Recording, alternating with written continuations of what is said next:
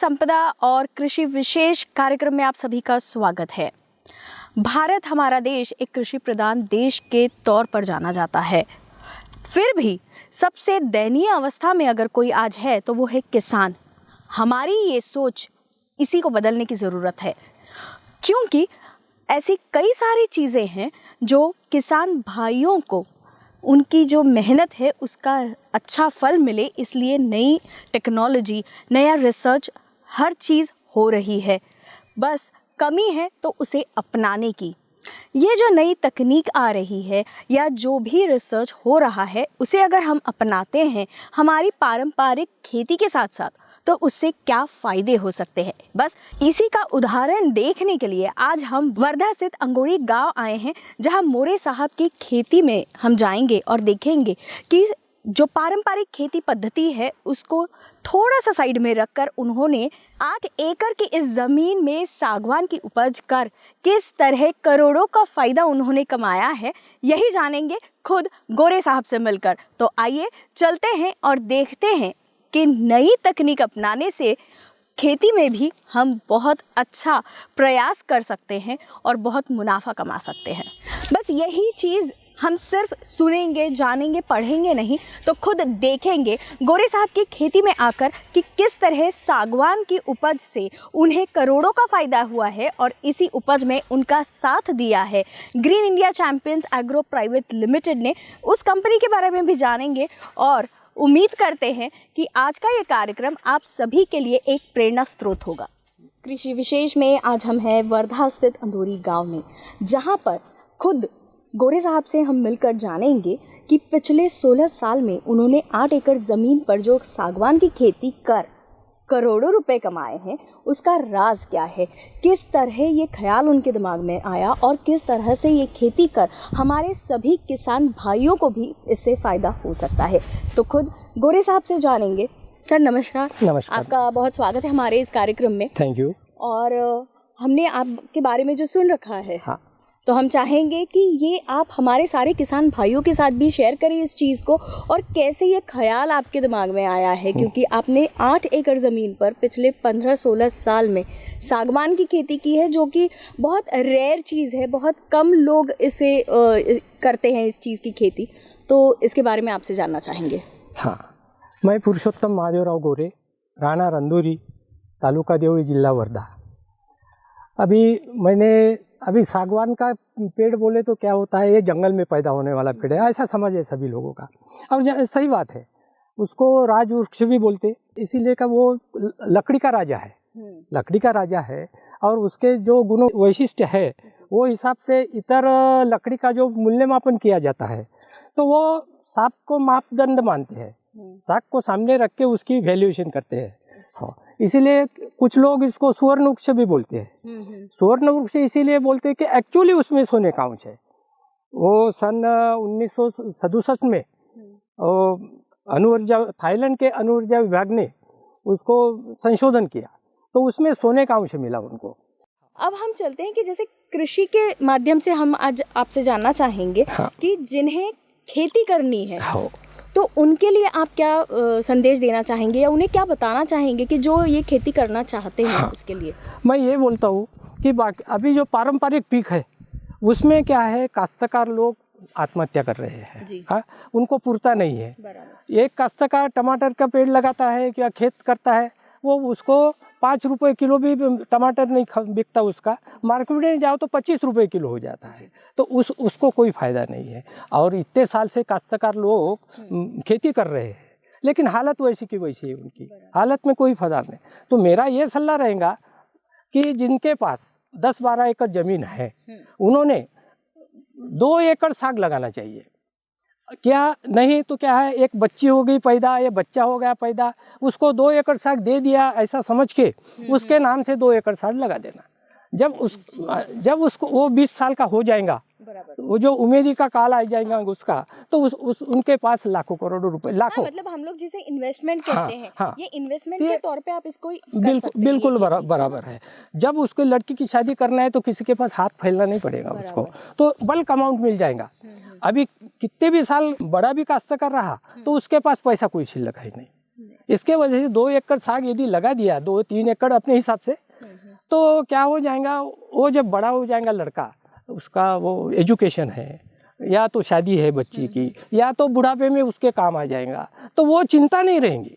बराबर। इसीलिए वो हर एक काश्तकार तो नहीं बोलूँगा, क्योंकि छोटे काश्तकार तो नहीं लगा सकेंगे, उनके भरोसे उनका पेट है। लेकिन आप कह रहे हैं कि जब ज़रूरत के वक्त में हाँ, आपको ये सागवान की जो खेती है हाँ, वो आपको एक सपोर्ट के तौर पर मिलेगी, बिल्कुल, है ना सर। अभी आपने जो जानकारी हमें दी वो काफ़ी अच्छी, कि मतलब जिन्हें भी सागवान की खेती करनी है उन्हें एक पर्याप्त ऐसी आपने जानकारी दी। लेकिन सबसे अहम बात जो आपसे जानना चाहूँगी कि यहाँ हम लोग जो विदर्भ में हैं वहाँ जनरली जो है वो सोयाबीन और इस तरीके की खेती होती है, संतरा है, सोयाबीन है, इस तरीके से।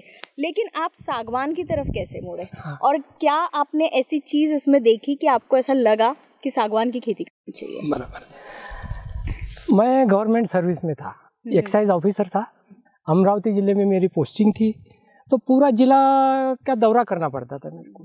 जब मैं चिखलदरा, धारनी बाग में जाता था तो वहाँ साग के बड़े बड़े पेड़ दिखते थे।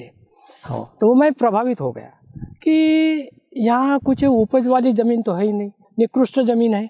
यहाँ यदि इतने बड़े पेड़ हो सकते हैं तो अपन ने अच्छे खेत में लगाया और उसको खाद दिया तो इससे भी अच्छे पेड़ होंगे, ऐसा मेरे को लगा। फिर बाद में मैंने वॉलंटियर रिटायरमेंट दे दिया।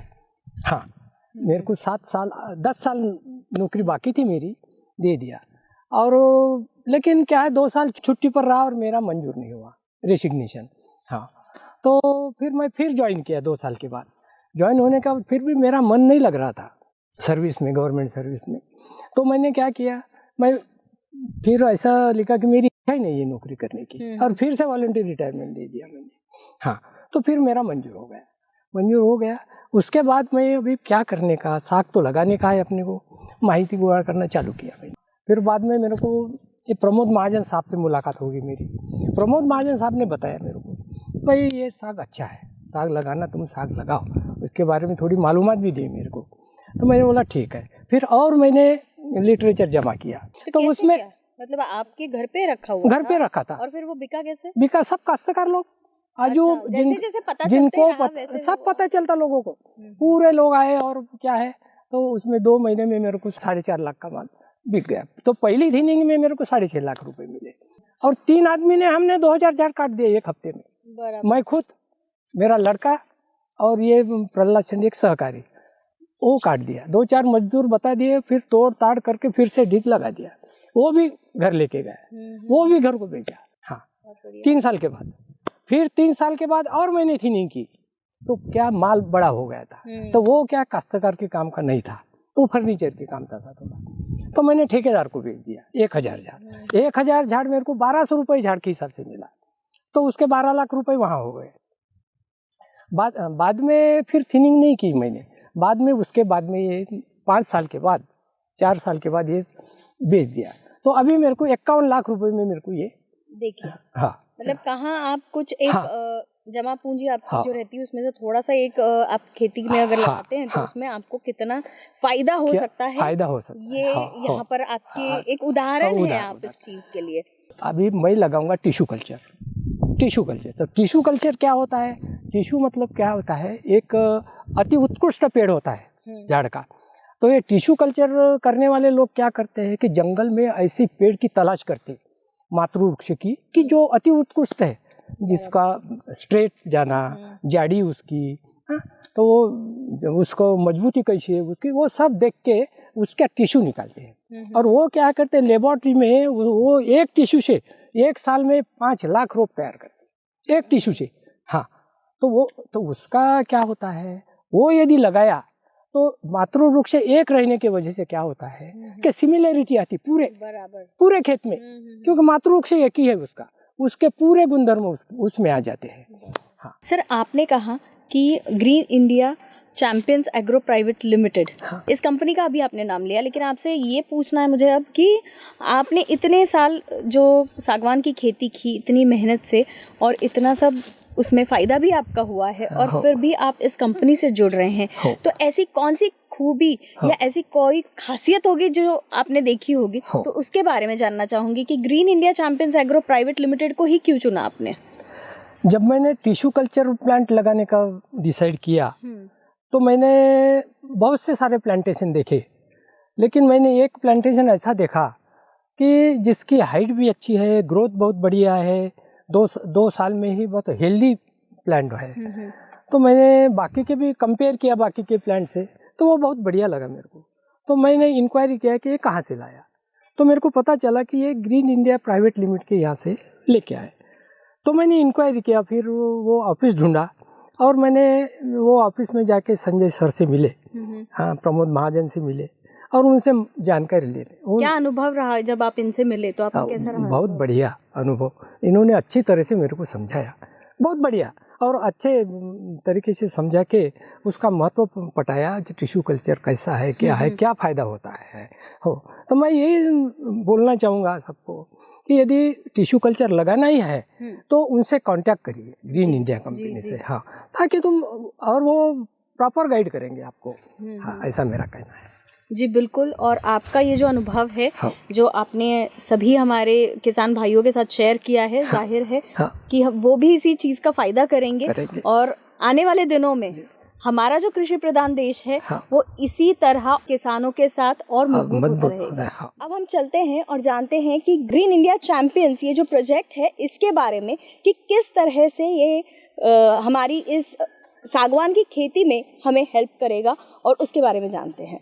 अभी हमने गोरे साहब से जाना कि उन्होंने इतना जो अभी फ्यूचर का अच्छा एक प्लान बनाया है, उसमें green India champions agro private limited इस कंपनी का सपोर्ट है उन्हें। तो उस कंपनी के बारे में जानते हैं और उनसे जानते हैं कि जिन्हें ये टिश्यू कल्चर करवाना है, अपनी इसकी खेती करनी है, तो उन्हें ये कंपनी कैसे सपोर्ट कर सकती है।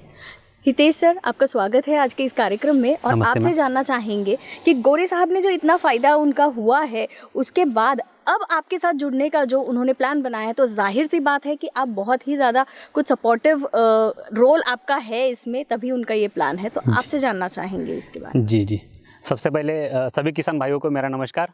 मेरा नाम है हितेश मोहनराव बनकर। मैं as a green India champion agro company में डिविजनल सेल्स मैनेजर का काम देखता हूँ। तो आज हम लोग जो खड़े हैं, ये गोरे साहब जो है, जो रहने वाले अंदौरी गांव के हैं, देवली तहसील में आता है, वर्धा डिस्ट्रिक्ट में। ये अंदौरी एक गांव है और यहाँ पे गोरे साहब की खेती में हम लोग यहाँ पे खड़े हैं। अभी यहाँ पे अगर देखा जाए तो आज से 16 साल पहले इन्होंने ये सागवान के पौधों का प्लांटेशन किया था। आज 16 साल में इन्हें बहुत ही अच्छी तरह से इन्होंने इस सागवान को सक्सेस करके दिखाया है। तो हमारी जो कंपनी है, ये green India champion agro private limited, ये मध्य भारत की सबसे बड़ी कंपनी आज जानी जाती है। आज पिछले 10 साल से हम लोग इस कंपनी में काम कर रहे हैं। ये जो कंपनी काम कर रही है मार्केट में, ये पिछले 10 साल से कंपनी काम कर रही है। ये इसका जो अगर ऑफिस अगर देखेंगे तो कम से कम 3 से 4 स्टेट में हमारे आज की डेट में ऑफिसेज भी है, और 7 से 8 राज्यों में हमारी कंपनी आज मार्केट में काम कर रही है। इसमें देखा जाए तो जैसे मध्य प्रदेश होता है, महाराष्ट्र है अपना, इसके अलावा आंध्र प्रदेश है, तेलंगाना है, राजस्थान है, इसके अलावा कर्नाटक है, गुजरात है, ऐसे कई सारे अलग अलग राज्यों में हमारी कंपनी काम कर रही है। आज कई सारे हज़ारों की संख्या में हमारे किसान हमारे कंपनी के साथ जुड़ चुके हैं, और हमारे कंपनी का मेन मोटो यही है कि एक साधारण किसान को एक पारंपरिक खेती के अलावा एक नई खेती, नई तकनीकी से कैसे खेती किया जाए, ये बताना हमारा मेन मोटो ये है। कि किसान एक क्या होता है कि आज ये जो इनकम कमा रहा किसान, तो बहुत कम इनकम खेती से कमाता है, लेकिन अपने इनकम को कैसे बढ़ाए, यही हमारा मेन मोटो है, किसान को समझाना। इसलिए आज हमारी कंपनी अगर देखा जाए तो मार्केट में बहुत सारे पौधों के ऊपर काम कर रही है। जैसे टिश्यू कल्चर सागवान होता है, टिश्यू कल्चर लेमन की खेती होती है, टिश्यू कल्चर केले की खेती होती है, टिश्यू कल्चर में हमारे पास बाम्बू की खेती है, टिश्यू कल्चर में हमारे पास कैसा रहता है, कई सारे अलग अलग प्रोडक्ट के ऊपर हमारी कंपनी काम कर रही है। क्योंकि हम जो है वो एक कृषि प्रधान देश के नाम पर आज भी हमें जाना जाता है, और यहाँ सबसे दयनीय अवस्था में जो है वो काश्तकार ही है। बिल्कुल बिल्कुल, खेती करने वाले किसान हैं। जी। तो हम भी यही चाहते हैं कि आपके जैसी और भी कंपनियां अगर हैं तो वो आए, सामने आकर हमारे जो किसान भाई हैं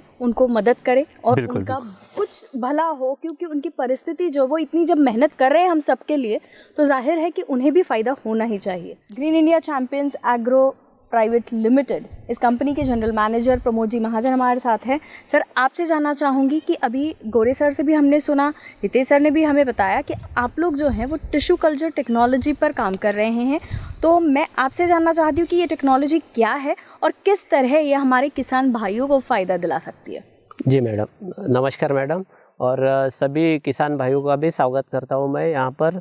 जो आज अगर देखेंगे तो गोरे साहब के यहाँ जो हम डेवलप हुआ है और जो उनको रेवेन्यू जनरेट हुआ है कम समय में और कम मेहनत में, तो इसी के माध्यम से आज कैसे किसान लोगों से भी हमें बात करने का मौका मिला है। तो मैं यही बताना चाहूँगा, जो किसान अगर जो परंपरागत खेती कर रहे हैं इतने सालों से, कई सालों से कर रहे हैं, और जो फॉरेस्ट्री में बहुत सारे किसान अभी भी नहीं जाते, क्योंकि आज किसानों को वही एक मन में वो विचार बना लेते हैं कि आने वाले फॉरेस्ट्री अगर मैं लगाऊंगा तो 20 साल लगेंगे, 50 साल लगेंगे, ऐसा उनके मन में रहता है। पर गोरे साहब ने इसका भी जवाब दिया इस प्रोग्राम के माध्यम से। तो इसमें कैसा रहता है, जो परंपरागत अपन खेती कर रहे हैं तो उससे थोड़ा हटके अपन ने खेती करना चाहिए जिसमें किसानों की आमदनी बढ़े। तो लॉन्ग ड्यूरेशन क्रॉप में भी जाना चाहिए, जैसे सागवान है, बाम्बू है, बहुत सारी चीज़ें हैं इसमें। और इसमें भी जो अभी तक कैसा रहता था, 2-3 साल तक देशी पौधों में हम काम करते थे, पर अभी कैसा रहता है, टेक्नोलॉजी बदल रही है, परिवर्तन हो रहा, और उसी के वजह से अभी टिश्यू कल्चर जो टेक्नोलॉजी है ये आज की डेट में सबसे बेस्ट टेक्नोलॉजी है, क्योंकि इसमें रिज़ल्ट बहुत अच्छा है। तो अभी मैं आपको टिश्यू कल्चर के बारे में ही बताता हूँ, जो प्रोसेस किस तरीके से टिश्यू कल्चर पौधे डेवलप किए जाते हैं। टिश्यू कल्चर में क्या होता है, जो कंपनी के जो तज्ञ जो लोग हैं, तज्ञ लोग जो रहते हैं एक्सपर्ट, वो एक मदर प्लांट देखते, जो मदर प्लांट बहुत अच्छी हाइट है, उसका स्टेम अच्छा है, उसके बाद में उसकी जो वुड की क्वालिटी बहुत अच्छी है, तो ऐसे ही मदर प्लांट के कोई भी पार्ट का टिश्यू निकाला जाता और वो टिश्यू को लेबोरेटरी में डाला जाता और हुबेहूब उसके जैसे करोड़ों बच्चे तैयार हो जाते, करोड़ों पौधे उसी के जैसे तैयार हो जाते। तो उसमें क्या होता है, जब हम पौधे लगाते तो अपने को पौधों में यूनिफॉर्मिटी मिलती है, जैसे एक समान पौधों की हाइट रहती है, उसका स्टेम एक समान रहता है, उसके बाद में उसकी वुड की क्वालिटी भी एक समान रहती है, यानी कुछ भी वेरिएशन नहीं रहता उसमें। और इसमें जो लेबोरेटरी में जब पौधा तैयार करते तो उसमें बहुत तरीके से, बहुत ही सावधानी पूर्वक उस पर ध्यान दिया जाता है, तभी वो पौधा तैयार होता है टिश्यू कल्चर का। अब इसमें भी प्रोसेस रहती है। अब टिश्यू कल्चर पौधे में 7 प्रकार की प्रोसेस रहती है। इसमें लैब में 7 प्रकार के राउंड रहते हैं इसके। उसमें फर्स्ट राउंड रहता है इनिशिएशन, उसके बाद में सेकंड जो रहता है इसमें मल्टीप्लिकेशन, फिर उसके बाद में culturing, routing, shooting, hardening, primary hardening, ऐसी 7 प्रकार की प्रोसेस रहती है इसमें। ये 7 प्रकार की प्रोसेस से टिश्यू कल्चर का पौधा गुजरता है, तब जाके वो पौधा पॉली हाउस में आता। पॉली हाउस में आने के बाद में फिर ये ओपन स्पेस में आता, फिर फार्मर को डिलीवरी दी जाती है प्लांटेशन करने के लिए। तो ये इसमें मिक्सिंग का कुछ भी मिक्सिंग नहीं होता इसमें टिश्यू कल्चर में। आप अगर कोई भी पौधे अगर लगाते हैं रूटिंग वाले या सीड वाले, तो उसमें मिक्सिंग का प्रॉब्लम हो सकता है, पर टिश्यू कल्चर में नहीं होगा। और टिश्यू कल्चर की जो पौधे अपन लगाते हैं तो ये एक समान प्लांटेशन रहता है, इसकी ग्रोथ भी बहुत फास्ट रहती है देशी पौधे से।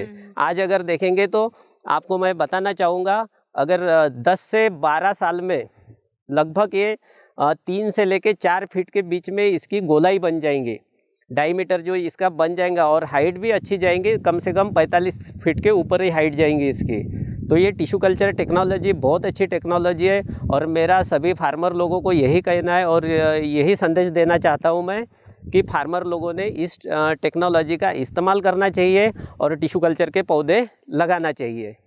सर, आपसे जानना चाहूँगी कि आपने अभी जो टिश्यू कल्चर के बारे में बताया, तो जो हम लोग एक पारंपरिक खेती के इसमें जो करते हैं काश्तकारी जी, हाँ, उसमें और इस पेड़ के जो फल आते हैं या कुछ, तो उसमें कोई फ़र्क होता है? हाँ, फ़र्क रहता है ना। फलों में अगर जाते, जैसे अभी गुआवा प्लांट है, लेमन है, तो इसमें भी यूनिफॉर्मिटी मिलती है टिश्यू कल्चर में, क्योंकि आप जब बडिंग करते, कलम या ग्राफ्टेड करते, तो अलग अलग मदर प्लांट से लगाया जाता है, और मदर प्लांट एक समान थोड़ी रहता है, सभी के फल अलग अलग रहते हैं। पर टिश्यू कल्चर में एक ही टिश्यू से, मैंने पहले भी बताया कि लाखों करोड़ों पौधे तैयार होते हैं, तो इसलिए फलों की क्वालिटी अच्छी मिलेंगी उसमें आपको, यानी फायदा ही फायदा है टेक्नोलॉजी लेते हैं तो सर, आपने इतनी अच्छी जानकारी दी, काफ़ी फ़ायदेमंद साबित होगी हमारे किसानों के लिए, ऐसी उम्मीद करते हैं। धन्यवाद जी। Green India champions agro private limited के MD संजय जी मांडेकर हमारे साथ हैं। सर, आपसे जानना चाहूँगी कि हमने टिश्यू कल्चर टेक्नोलॉजी के बारे में और सागवान की खेती के बारे में वगैरह तो जान लिया है, लेकिन इसके अलावा आपसे जानना चाहूँगी कि जो हमारी पारंपरिक खेती है और हॉर्टिकल्चर, इसमें क्या फ़र्क है और मतलब किसानों को क्या फ़ायदेमंद है हॉर्टिकल्चर अगर वो करते हैं तो, ये आपसे जानना चाहूँगी। जी, सबसे पहले सभी किसान भाइयों को मेरा नमस्कार।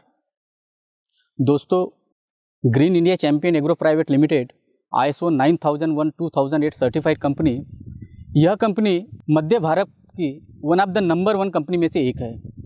और हम लोग हॉर्टिकल्चर प्रोजेक्ट, ध्यान फॉरेस्ट्री प्रोजेक्ट, साथ में ऑर्गेनिक फार्मिंग के कंसेप्ट को लेके पूरे भारत में लगभग हम लोग पूरी तरीके से कार्यरत है। हमारा विज़न और हमारा मिशन किसानों की आर्थिक व्यवस्था को ऊपर उठाना है। इसके माध्यम से आज जो भी हम लोग काम कर रहे हैं, तो ज़्यादा करके हमारा मकसद एक ही है कि किसानों की जो आय है, इस आय को हमको थोड़ा सा इंक्रीज करना है। क्योंकि आज हम लोग देख रहे हैं कि आज किसान हमारे देश का कितना परेशान है, और इसका परेशानी का एक ही रीज़न है, एक ही मकसद है कि मतलब तो हमारे देश में जो परंपरागत जो खेती हो रही है, इसके हमारे सामने क्या लॉसेस है और क्या फ़ायदे हैं। मैक्सिमम मैं आपको कहना चाहूँगा कि जितनी भी ट्रेडिशनल फार्मिंग है, इसके ज़्यादा करके मतलब तो हमारे सामने डिसएडवांटेज है, क्योंकि हर किसान को 3 महीने में ऑप्शन ढूंढना पड़ता है। आज मैंने यदि वीट का फार्मिंग किया, कल मैंने यदि पैडी का फार्मिंग किया, नेक्स्ट यदि मैंने सोयाबीन का फार्मिंग किया, तो 3 महीने के बाद में ये मेरा माल कहाँ जाएगा, मुझे इसका इनकम कितना मिलेगा, इसकी गुणवत्ता कैसी रहेगी, इसका रेट मुझे क्या मिलेगा। इस डिप्रेशन की वजह से और इन बातों की वजह से आज हमारा देश का किसान सबसे ज़्यादा मतलब तो परेशान है। और हमारा एक ही मकसद है कि किसानों के हम लोग दिल में जाना चाहते हैं और किसानों की इनकम को हम लोग ऊपर उठाना चाहते हैं। इसी के लिए green India champion agro private limited tissue culture technology के माध्यम से हम लोग हॉर्टिकल्चर प्रोजेक्ट और फॉरेस्ट्री प्रोजेक्ट, साथ में ऑर्गेनिक फार्मिंग के प्रोजेक्ट को हम लोग प्रमोशन करते हैं। मेरे हिसाब से यदि कोई भी किसान यदि हॉर्टिकल्चर प्रोजेक्ट को यदि अपनावे, तो हॉर्टिकल्चर प्रोजेक्ट एक ऐसी टेक्नोलॉजी है कि जहाँ पे 1 टाइम का इन्वेस्टमेंट है और 30 साल का इनकम है। जैसे कि जहाँ पे हम लोग अभी खड़े हैं, और यही संदेश जो मिस्टर अपने गोरे साहब, इन्होंने मतलब तो साबित करके दिया है। इनकी सच्ची कहानी में इन्होंने बताया है कि आज से 16 साल पहले मैंने सागवान की खेती कराया था, और आज यही 16 साल में ये मैंने सागवान की खेती करोड़ों में मैंने बेचा। मेरा जितने भी किसान भाई है, उनसे मेरा एक ही संदेश है कि हम लोग यदि जीवन में यदि मान के चलिए यदि कुछ करना यदि है, तो उसको मन में आप लेके मत बैठिए, मन में लेके मत बैठिए। क्योंकि यदि हम लोग उस चीज़ को मन में यदि लेके यदि बैठेंगे, तो कहीं ना कहीं हम समझ लीजिए ट्रेडिशनल फार्मिंग के हम लोग शिकंजे में आ गए हैं। आप इस क्वेश्चन को आप भूल जाइए कि मैं यदि ऑर्गेनिक फार्मिंग में जाऊंगा, मैं यदि हॉर्टिकल्चर प्रोजेक्ट में जाऊंगा, या मैं यदि टिश्यू कल्चर टेक्नोलॉजी के प्रोजेक्ट में जाऊंगा, तो मुझे लोग क्या कहेंगे। बहुत सारे हमारे सवाल होते हैं। यदि मैंने सागवान की खेती किया, तो लोग मुझे हंसेंगे तो नहीं, कहीं मेरा मजाक तो नहीं बनाएंगे, क्या मेरा प्रोजेक्ट सही साबित होगा। ये जो सवाल आ रहे हैं हमारे दिल में, ये स्वाभाविक है। लेकिन इन सवालों को कहीं ना कहीं हमको साइड में रख के हमको नया करने का हमको संकल्प लेना पड़ेगा। और यदि नया करने का संकल्प यदि आप लेते हो दोस्तों, तो 100% मैं आपको बोल रहा हूँ, पूरी कायनात और पूरी मेहनत आपकी एक दिन जरूर रंग लाएगी, और आप भी एक दिन गोरे साहब के जैसे आप एक सक्सेस स्टोरी आप बना सकते हो। मेरा कहने का एक ही मतलब है कि कहावत है हिंदी में कि करत करत अभ्यास के जड़मति होत सुजान, रसरी आवत जावत सिल पर होत निशान। कहने का तात्पर्य एक ही है कि जिस प्रकार आप यदि कुएं में यदि एक बाल्टी यदि छोड़ते हो, तो वह रस्सी के अंदर में इतनी ताकत होती है कि वो पत्थर को भी एक बार निशान गिरा देती है। आप यदि सही तरीके से, सही नॉलेज के साथ में, सही मार्गदर्शन के साथ में, सही कंसेप्ट के साथ में, सही लोगों के साथ में, सही कंपनी के साथ में यदि आप जुड़ते हो, तो मैं 100% मैं आपको कमिटमेंट देना चाहता हूँ कि एक दिन आप भी इस सागवान की खेती से आप करोड़पति आप बन सकते हो। लेकिन आपके अंदर में जो डर बैठा हुआ है, उस डर को कहीं ना कहीं हमको बाहर हमको निकलना पड़ेगा कि मुझे लोग क्या कहेंगे। लोग जो कहेंगे वो कहेंगे, लेकिन आज से मैं प्रण लूंगा कि मैं सागवान की खेती को मैं अपनाऊंगा, और जीवन में मुझे कुछ करने का जज्बा रखना है। मेरा कहने का तात्पर्य एक ही है दोस्तों, लास्ट में, कि आप कदम बढ़ाए, साथ हम देंगे। और ज़्यादा से ज़्यादा यदि आपको इन्फॉर्मेशन यदि आपको लगती है, तो आप कंपनी के वेबसाइट में जा सकते हैं, www.greenindiachampionagro.com, www.greenindiachampionagro.in, या आप गूगल पे जाके प्ले स्टोर में कंपनी का ऐप्स डाउनलोड कर सकते हैं। कैपिटल में आपको लिखना है GICA, वहाँ से भी आप कंपनी की बहुत सारी जानकारी आप अर्जित कर सकते हैं। मेरा एक ही संदेश है दोस्तों, 100% आप कुछ करने का आप संकल्प लीजिए, हम लोग आपके साथ में है। बहुत बहुत धन्यवाद और उम्मीद करती हूँ कि जो आपने इतनी अच्छी जानकारी दी है उसका हमारे किसान भाई भी काफ़ी फ़ायदा उठाएंगे और बाकी उन्हें जो भी ज़रूरत पड़ती है उसके लिए आप सब तो हैं ही। धन्यवाद जी। जैसे कि हमने शुरुआत में कहा था, उम्मीद है इस कार्यक्रम से आपको उसी तरह की जानकारी भी देने की कोशिश हमने की थी और वो आपके फ़ायदे में साबित होगी, ये उम्मीद करते हैं। क्योंकि जैसे आपने देखा, गोरे साहब हो या उनके साथ वाले बाकी के भी जो किसान भाई हमारे यहाँ थे, और खासकर green India champions agro private limited ये कंपनी जो है, ये हमारे किसानों के लिए अलग अलग तरह की टेक्नोलॉजी लेकर आ रही है। और वो ऐसी टेक्नोलॉजी है कि आप जो भी खेती करना चाहे उसमें वो फ़ायदेमंद ही साबित होगी। तो उम्मीद है आप सभी को आज के इस कार्यक्रम से किसान भाइयों को एक नया जोश हासिल होगा और हमारे सभी किसान भाई नई तकनीक की तरफ बढ़कर हमारा यह कृषि प्रधान देश इसी तरह मजबूत बनाते रहेंगे। धन्यवाद।